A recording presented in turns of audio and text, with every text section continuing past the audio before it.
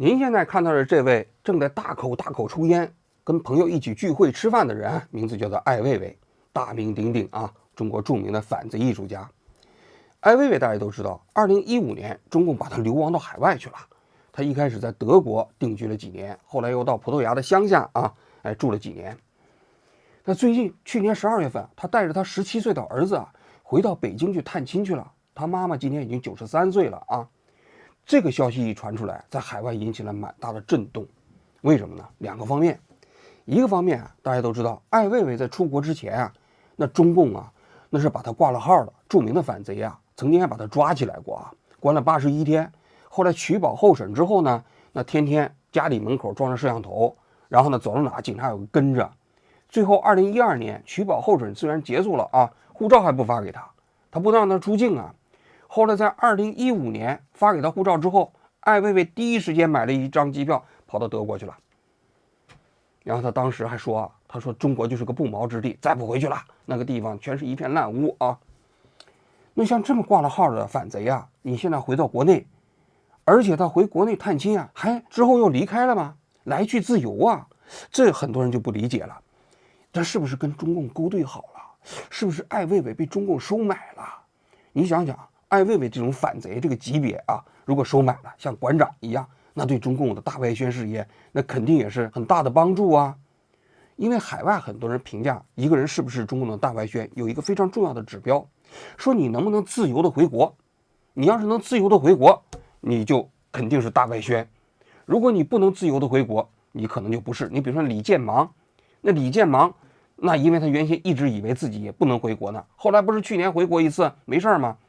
然后又回来了，很多人就说他这是大外宣，为什么？他可以自由回国嘛。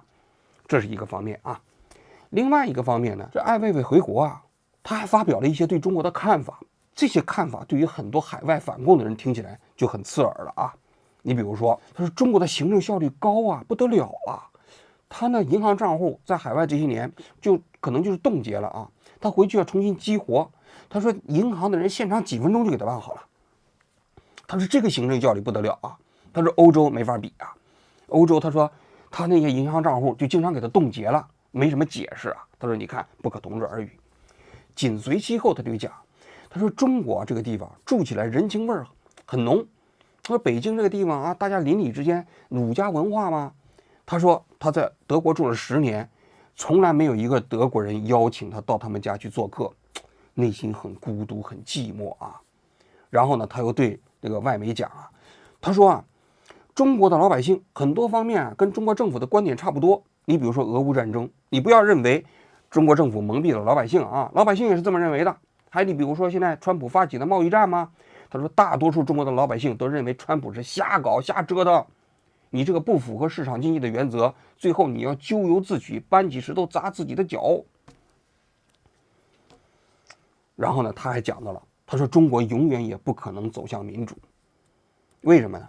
因为中国没有一个非常好的民主的样板。这话听起来就很难听了言下之意是什么呢？他说中国现在虽然说是一个专制制度，但你西方号称是民主制度，你搞得也不咋地你这个不咋地，甚至在很多方面你可能还不如中国的这个专制制度呢。这不是为中共唱赞歌吗？不是给中共洗地吗？那华尔街日报当时就问他了他说你是不是要回中国定居这个他当时说未置可否。他说对于一个艺术家来讲言论自由就像呼吸一样，像空气一样重要。他说中国现在有非常严重的言论审查这一点呢毋庸置疑的，我估计他可能也受不了。但是紧接着他又加了一句，他说西方也有，说是有言论自由，但其实有权利的地方就有言论审查嘛，有利益嘛。那么呢，我看自由亚洲采访他的时候就问他他说我就是拿着中国护照，我不换成其他国家的护照，这中国护照就相当于我的胎记这是我与生俱来的一部分所以你看给人感觉他像不像个大外宣呢？当然了，我看这几个家采访都没有问一个非常关键的问题，就是你艾未未回国，你是不是跟中共勾兑了你是不是跟中共打招呼了？双方形成默契了？你回国给中共说几句好话，然后呢就让你回国看你妈93岁了吧？你不是说了吗？你不能带孩子回国看祖母的话，将来会成为一个特别重要的遗憾吗？中共抓住你这一点，让你必须做出某种承诺，都没问。他只是说，他说我决定回国，我也没有想到危险不危险。我作为一个中国人嘛，他说我回国没觉得什么危险。但这个呢，我觉得很多人都没有追问。但不管怎么样，就艾未未回国这件事情啊，在海外，尤其是中文圈引起了很大的反响。在英文媒体也引起的反响，就是说他在中国对西方的一些评价也引起了一些大家的争议。就说艾未未又回到中国批评西方这个社会的言论自由的这种状况了啊。You've criticized Germany for paying too little attention to what's happening in Hong Kong, what's happening in Xinjiang, saying that Germany's more interested in getting access to China's markets than speaking out. What do you want from Germany and from Europe? I think Germany, as well as Europe or United States, should reevaluate its most important value, which is human rights and human dignity. That is the foundation of Germany's development. And if we sacrifice those values trying to get a short-time financial gain, that's really a tragic, 那么我们今天就来讲一讲艾未未的故事啊。那么我们还是老规矩，先讲一讲艾未未这个人的背景啊。艾未未呢是著名诗人艾青的儿子。艾青大家都知道啊，我们当时上中学的时候学那课文叫什么什么河，我的保姆名字我都忘了啊。是不是我为什么眼含眼泪？是因为我对这片土地满含热情啊！就当时就是这些新诗词的代言人。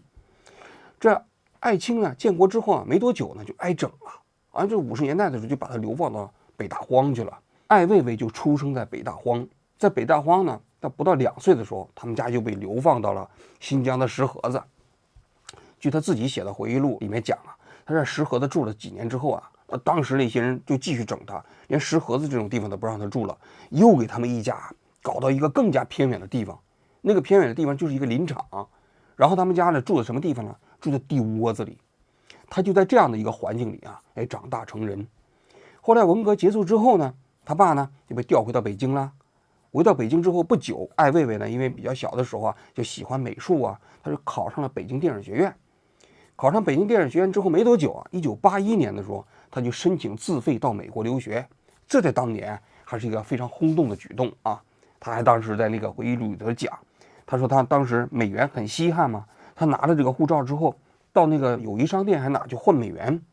他换美元的理由是从那机场到他们那个学校之间要坐大巴，一共给他换了30美金。到了美国之后，他在纽约一共待了12年。当然他一开始学习他也瞧不上那学院派，好像学了2年之后就不学了但是他在美国呢，结识了很多先锋艺术的这些艺术家。1993年的时候呢，他父亲艾青呢病重了，他就从美国回到了中国，在中国组建了自己的艺术工作室。他呢还参与了当年鸟巢体育馆的设计嘛。他自己在接受采访的时候就讲他说当时江泽民这个人呢，因为是工程师嘛，很喜欢外国的这个设计作品，所以呢，北京当时国家大剧院就全球招标，当时那个瑞士有一个设计工作室就找他，他说你说这个招标能不能应聘呢？他说不用应聘，他说这种事都是假的，最后都是领导拍板。结果那个国家大剧院设计中标之后呢，他觉得好像那个还不像是假的。最后呢，中央电视台不也是全球招标吗？库哈斯当时不是中标了吗？他就觉得这个招标好像是真的，因为库哈斯那个作品真的挺不错的。库哈斯那作品就是我们中央电视台那新台纸嘛，大裤衩嘛，中国人都形象的把它称之为大裤衩。但他说那在艺术上来讲还是不错的所以后来鸟巢招标的时候，这个瑞士这个团队找到他，他说这个是真的，你们去招标吧。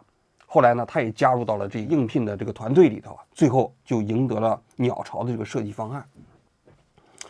然后从2000年之后这艾未未呢就从一个艺术家慢慢变成了一个公共知识分子大家都知道2000年之后中国的互联网兴起了。一开始是博客，老罗当时的那个牛博网包括新浪博客等等凤凰网的博客它随着那一代的博客开始兴起。当然后来就是微博了据他自己讲，他是从什么机缘他也参与这件事情呢？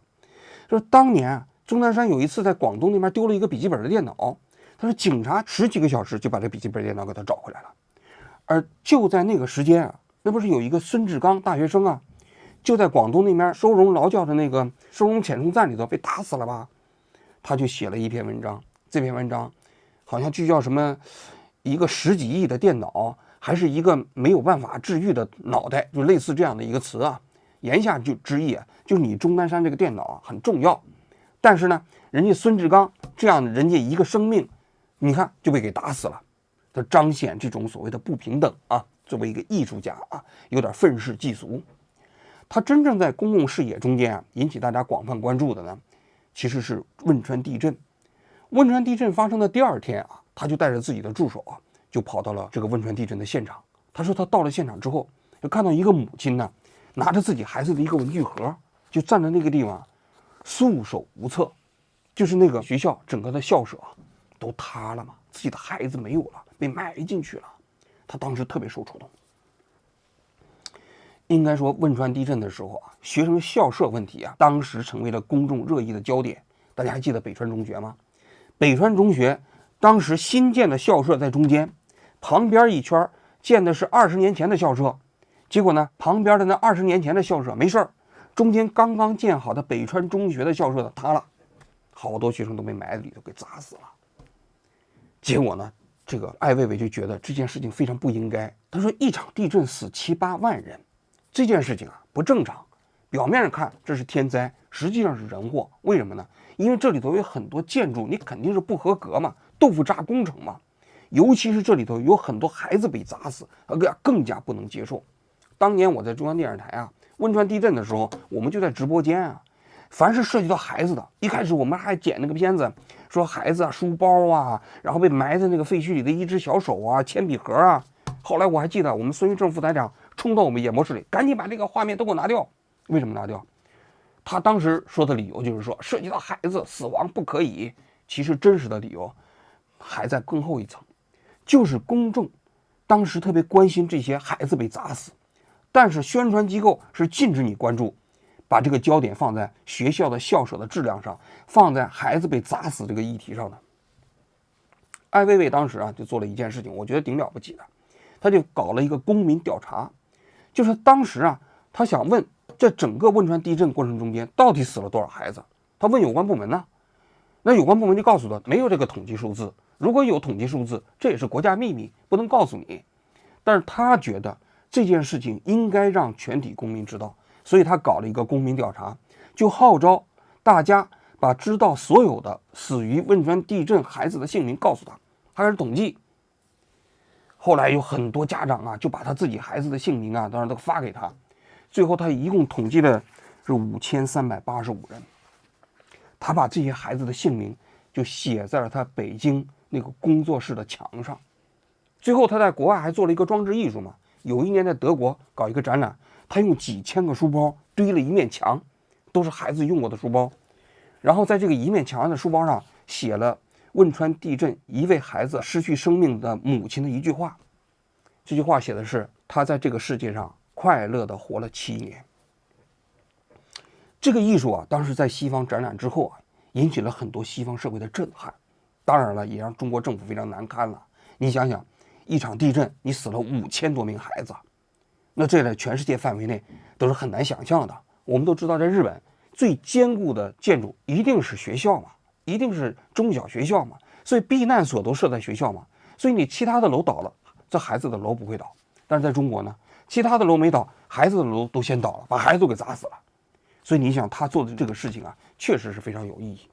而且呢，他后来还在这个汶川地震用他那个素材做了一个装置艺术，就是他之后他又去了当年汶川地震的现场，看到很多人就把这个废墟给拆了，拆了中间就把那钢筋拿走啊，准备重新卖废铁。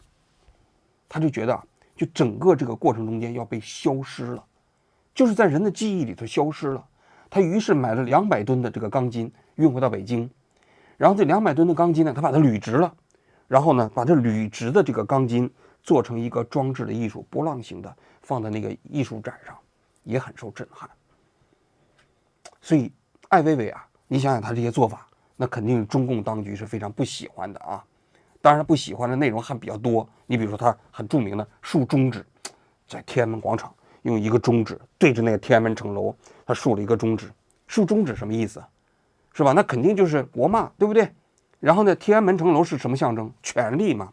当然，他不仅仅竖天安门城楼啊，美国白宫他也竖了一下，法国的埃菲尔铁塔他也设了一下。然后呢，他在中国不是搞那什么1亿个丝瓜子儿，搞那个装置艺术啊，这些都让中共非常不开心。包括2008年，当时他是鸟巢的设计方的中方参与人员，结果奥运会的时候他不去参加，西方媒体都报道说鸟巢的这个设计者不参加奥运会啊，因为中共当时不是说同一个世界同一个梦想吗？他说不是，根本没有同一个世界同一个梦想。所以你可以看到艾未未在2008年前后，他实际上成为了中国公共表达舞台上对中共强烈批评的一个代表人物。后来在2011年的时候，他那上海不是搞了一个工作室吗？搞了一个工作室之后啊，北京不让他去参加，于是他跟他自己的同伴在那个地方搞了好多大闸蟹，让那个他的粉丝去吃，然后吃了一个和谐宴。和谐是吧？大家都知道，在中国很多汉字啊，由于中共的言论管制，就搞出了很多谐音。其中这个和谐就是说把你给咔嚓掉了，和谐掉了。但是和谐的意思就是说不让你看见不好的东西嘛，所以咔嚓掉了，比如说把你封号啊，就叫和谐。然后和谐本身又跟河蟹是同一个读音，是吧？所以呢，你吃河蟹就是讽刺和谐的意思。结果呢，不是一惹恼了上海的当局啊。上海的当局有一天就到他那个工作室那个地方，1天时间就把他的工作室给铲平了，给拉走了，然后都恢复成了草坪。所以事后他就跟别人讲，他说是上海这个地方特别讨厌，为什么呢？他说上海这个地方搞这东西效率特别高啊。昨天他那个地方还是个工作室，隔了1天之后变成草坪了。但是这个你想想，这个强拆根本没有经过他同意啊，一夜之间就把他那个工作室那个房子扒完之后变成了一个草坪，这特别的梦幻和荒唐啊。然后在2011年的4月3号，他呢突然就被中共给抓起来了。他那天呢，他本来从北京啊，他准备去香港，结果在海关呢就给拦下来了。拦下来之后呢，就把他带到一个荒郊野外的地方关起来。他事后知道，就弄到密云水库旁边。关起来之后呢，就开始审他。审他一开始说他重婚罪，说他在海外那边结婚了，在中国没登记，重婚，然后又说他诈骗，然后又说他是偷税漏税，又说他危害国家安全，前前后后审了81天，最后把他放出来了。这81天应该说对艾未未的影响是挺大的。他事后他在回忆的时候，他说那个当时的那个预审员跟他讲过一句话，他说你老想争取言论自由，你没有想过吗？你为了争取言论自由，你首先要失去自由，你有没有想过你值不值得？他事后他在接受外媒记者采访的时候说，他说他还不太好回答这个问题。后来他当时被放出来是取保候审的，这取保候审期间他不能上网，也不能离开北京。2012年允许他离开北京了，但是护照不发给他，说他还涉嫌重婚，涉嫌诈骗。后来给他开了一个1500万的罚单，说他偷税。结果这哥们儿也可以啊，他在网上把这个消息一公布，很多网民都给他捐款，一共捐了900多万，其中有的人捐款的数额都是8964，还有人捐的是512，512是汶川地震的日子啊，凑了900多万。最后呢，他把那个1500多万的所谓的说他偷税的这个钱都给还上了。说2015年7月份的时候也没有什么预警，就突然把他护照还给他了。还给他之后，让他写一个申请到国外去看病的这么一个申请，然后人家明确告诉他，不希望他去美国，希望去德国，说德国这个地方可以。紧随其后，他买了一张票就跑到了德国的慕尼黑。这之后的10年，他就在德国和欧洲这个地方来生活啊。但是艾未未到了德国之后啊，到了欧洲之后啊，这些年啊，他的轨迹啊，跟一些国内出来的反贼不太一样。为什么呢？就是他到西方之后，这些年啊，他没有天天批评共产党，也没有天天讴歌西方的制度。相反呢，这个刺儿头到了西方之后啊，他开始批评西方。他当年刚到德国之后啊，就赶上叙利亚战争啊，大量的叙利亚难民啊，当时不是到希腊的海滩偷渡吗？大家还记得有一个著名的照片，有一个小男孩死在了海滩上，引起了整个欧洲社会的这个情绪上巨大的震荡。他就跑到希腊那海滩上去了，帮助那些难民上岸。就在这个过程中，他开始拍摄他自己在欧洲的第一部纪录片，叫《人流》。人流其实讲述的主要就是这些叙利亚的难民。后来陆陆续续他又拍摄了2部有关难民的影片，其中有一部他还跑到了那个加沙，到加沙那地方拍摄巴勒斯坦这些难民。他说他为什么去加沙呢？他说加沙这些巴勒斯坦的难民呢，是人类历史上持续时间最长的难民。你想想1948年巴以战争嘛，那距离现在已经80年都快过去了。这些难民的旅程啊，触动了他心里中间比较柔软的部分。后来一共先后拍了3部难民的纪录片。他自己在接受采访，他也讲，说难民问题实际上是人类整体的问题。70亿人口中间有1亿都是难民，他们无家可归。说到这儿，我还再讲一句，其实艾未未曾经也讲过他自己是难民。他说他没有故乡，他不知道他前面的目的地在哪儿。他说如果他知道他的目的地在哪儿，他就不是难民了。所以他讲他自己就是一个精神上的难民。那么他到了欧洲之后呢，好像是在德国生活的前几年他觉得不太适应。他说德国这个国家呀，也崇尚专制主义。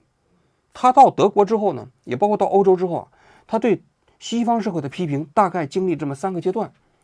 第一个阶段呢，他主要就是批评啊，说这个西方这个国家媚共，就是谄媚中国共产党啊。你比如说在香港反送中的时候，他就说这西方这些国家，你看看不坚持原则，都投中共金锁号，有这个中国市场的担忧啊。所有比如说跟达赖认识的关系好的都给赶走了，不让他们参与这个电影的这个演出啊。他说西方这些国家，如果你不坚持普世价值的话，那你跟中国我能比什么？人家中国的效率比你高呢，对不对？China is inevitably become stronger and bigger, and it will replace the whole Western values with their authoritarian presence. So. Do you think that there's a sense in which Chancellor Merkel has become an enabler for Xi Jinping? I think,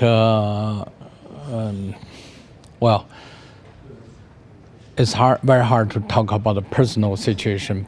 他就批评主要是西方这些社会里面，他本身跟中共表现太软弱了，第一个方面啊。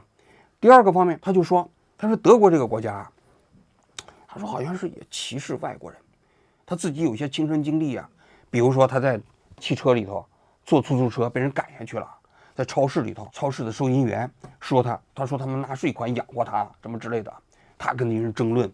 当时老雷不是跟他在网上还吵起来了吗？老雷就说，他说你觉得德国有问题啊？德国当然不完美了，当然你得学德语啊，你不学德语，人家是不是歧视你，你也不知道，你自己按照中文去猜嘛，对不对？这艾未未是懂英文的，但德语肯定是不行，而且他确实可能也没学德语啊。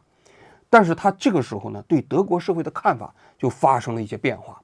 他不还写了一篇批评德国社会的20条意见吗？当年《时代周刊》找他约稿啊，找他约稿之后呢，他就写了一个德国社会一共有20条，那这批评的都很严厉。结果呢，他写完这篇文章之后啊，这个《时代周刊》有一天跟他说我们不登了，这事儿他搞得很恼火。他说你看看，他说我给你写出来了，你又不登了，你啥意思啊？意思是不是说你们不敢让我讲对德国社会的批评啊？那德国社会也有很多问题，你就比如说，当时北溪的输油管道被轰炸的时候，整个德国社会，他说无论是政府还是媒体都保持集体的缄默。他说这个实际上是比这个灾难本身还要可怕的事情啊。他说这个你看，你说你德国有言论自由，那你为什么不在这个问题讨论呢？真正他跟西方社会发生比较大冲突呢，是当时啊，就是加沙之间发生的巴以之间的战争，2019年嘛。他当时啊，他说啊，网上讨论了很多对犹太人的迫害，历史上的迫害，掩盖了对巴勒斯坦人那些境遇的那种辨析。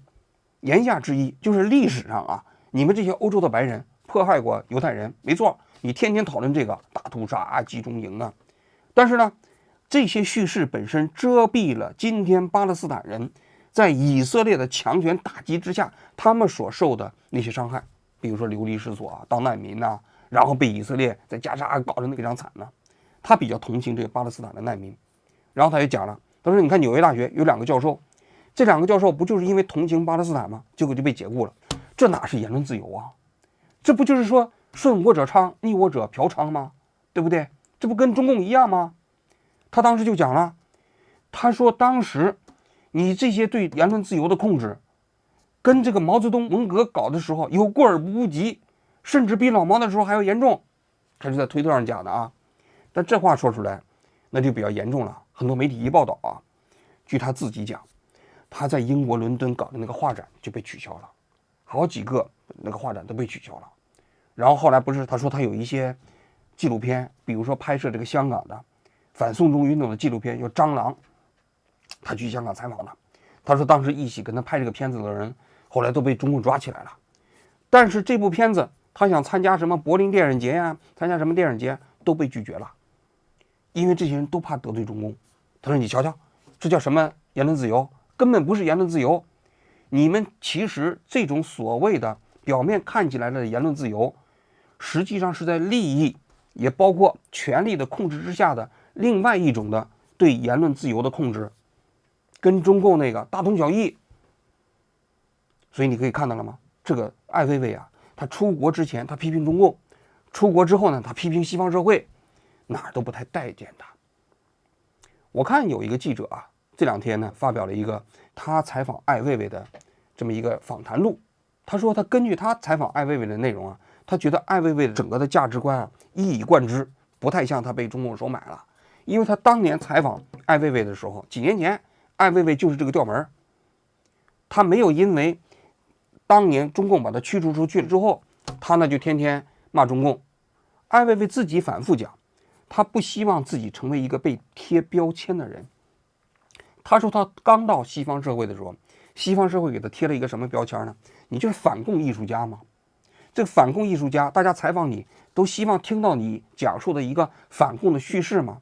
但艾薇薇说他们这些人对我的艺术方面不是很关心，天天关心这些，他不喜欢，他不希望他自己成为一个被贴标签的人。他在哪看不惯他就批评哪。他到了英国，他开始批评英国。他说英国这个国家很虚伪，英国这个很懂礼貌，这个懂礼貌跟这个德国人不一样。德国人他说很粗鲁，德国不懂礼貌，直来直去。但英国的礼貌啊，他说这种绅士风度啊，是一种居高临下的殖民地心态，就是你是外人呐，你是外人，然后我才对你彬彬有礼啊，对你保持绅士风度。就像男的不是说 lady first 的，就是说女士优先。女士优先啥意思啊？女士优先的原则不就是认为女性不如男性吗？我给你开门，因为女性是弱势的嘛。他的言下之意就是英国的绅士风度实际上也隐含着一种居高临下的这样一种位阶感。你们这些民族跟我们大英帝国比起来不行，他也不喜欢。你看他批评英国，所以这个人你看走到哪他批评到哪啊。现如今又回到中国去了，肯定就是有问题嘛。为什么呢？因为大多数中国的这些反贼知识分子啊，或者说反共斗士，到了西方以后呢，基本上都是天天骂共产党，然后呢对西方社会基本上不会批评的。谁要是批评西方社会，大家都说你看大外宣啊，大外宣，比如王志安这个人肯定是大外宣，中共派出来的。你看天天批评特朗普，到了日本还批评高市早苗，这个人如果不是中共大外宣，怎么可以干这种事情呢？在他们的理解下，既然你到了西方社会，你就应该讴歌西方社会嘛，你怎么能批评西方呢？是吧？所以他们都认为艾薇薇肯定是有问题，要么是中共把他收买了，要么他就自己已经被中共所收买了，自干五嘛。所以你可以看到艾薇薇的思想转变，他们就认为这不正常。那怎么看这个问题啊？因为我不知道艾薇薇跟中共之间到底有没有勾兑啊。但是就艾薇薇她实际上这些年的思想脉络来讲，我个人认为她批评的这些内容本身不一定完全正确，但是我的判断是，她是基于一个艺术家本身真实的感受发出来的，并不是什么人控制她的。我不相信中共在背后控制她，把她有意放到国外去，然后呢让她去批评西方，这个更不合逻辑啊。那么由此呢，我就想起一个人。就是苏联历史上有个著名的作家叫索尔尼仁琴，大家都知道诺贝尔奖获得者啊。这索尔尼仁琴呢，这个人经历非常传奇，早年在苏联军队当过兵，后来在哈萨克斯坦上搬过砖，常年被苏共迫害嘛。所以他1971年他写了一本书叫《古拉格群岛》第一卷啊。这本书我估计很多人都读过，他讲了苏联的集中营里头啊，这个怎么迫害那些意见人士。当然这本书写完之后，那苏联非常恼怒啊，所以1973年的时候就把他的国籍给剥夺了。苏联比较狠，把你驱逐出去的时候，直接剥夺你的国籍啊，把他流放到了西德。后来1975年，在索尔尼仁琴就到美国去定居去了，在美国的乡下里生活了18年。这索尔尼仁琴呢，到了美国之后啊，他也天天不夸美国。那当年不是哈佛大学请他去演讲，他就在那批评美国。他说：“美国这个国家，你们现在也快完了。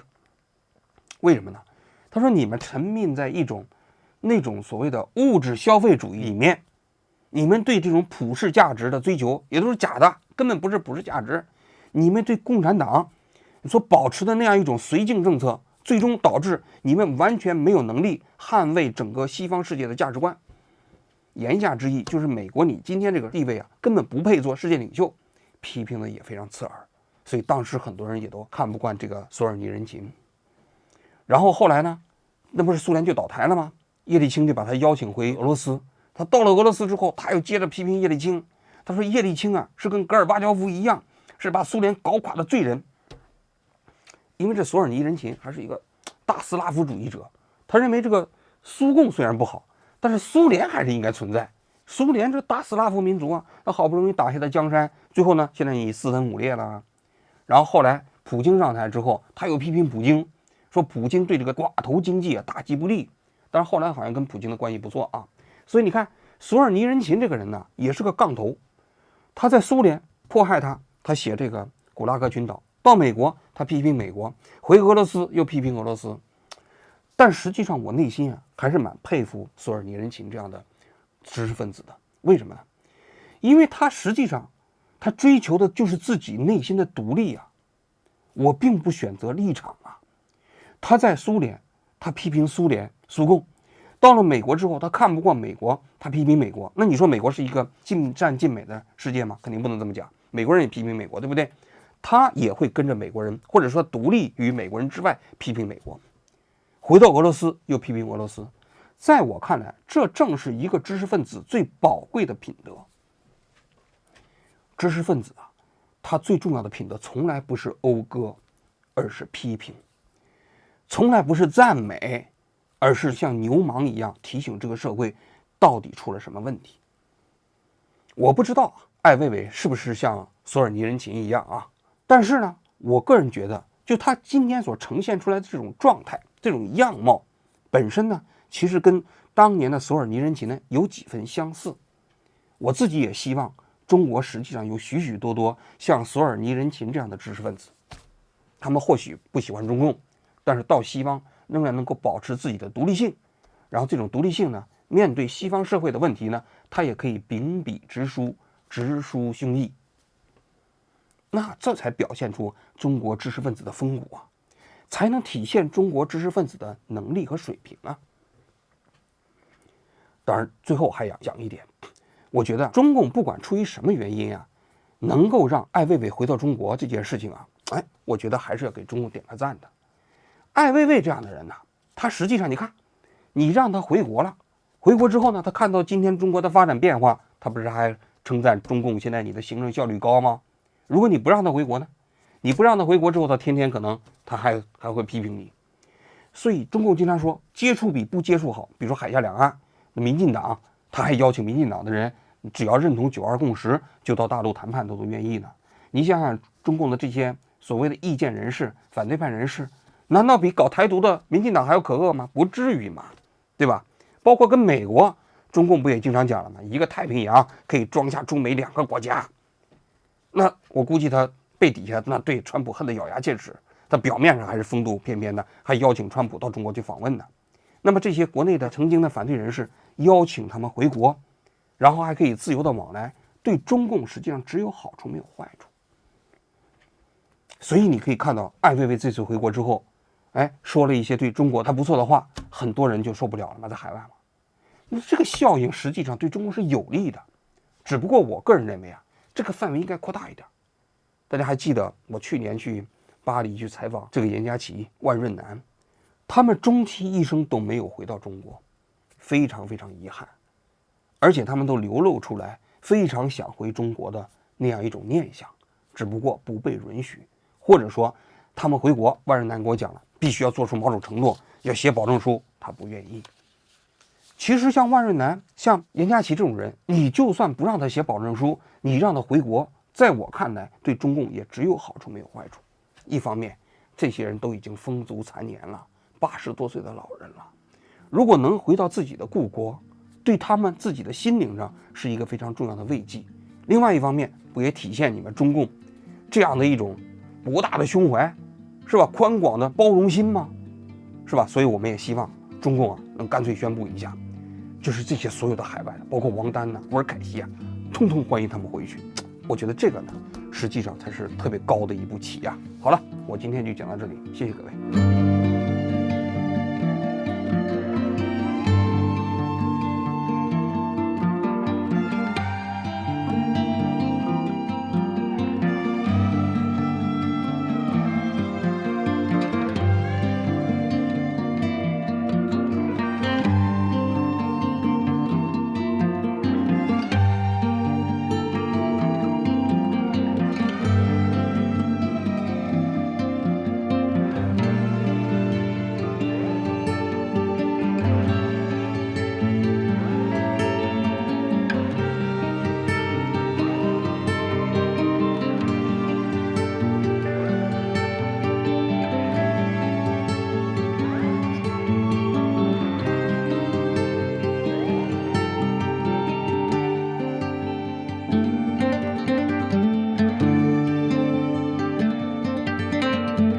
斯林就等着这一天，等着回国。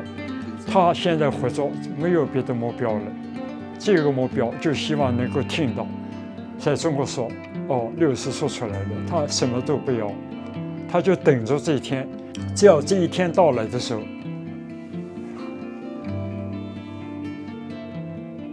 只有一个愿望，就回到中国。我认为你的愿望也就回中国。当然，我们也想回中国。回中国，我是想回中国。我只要有这一天，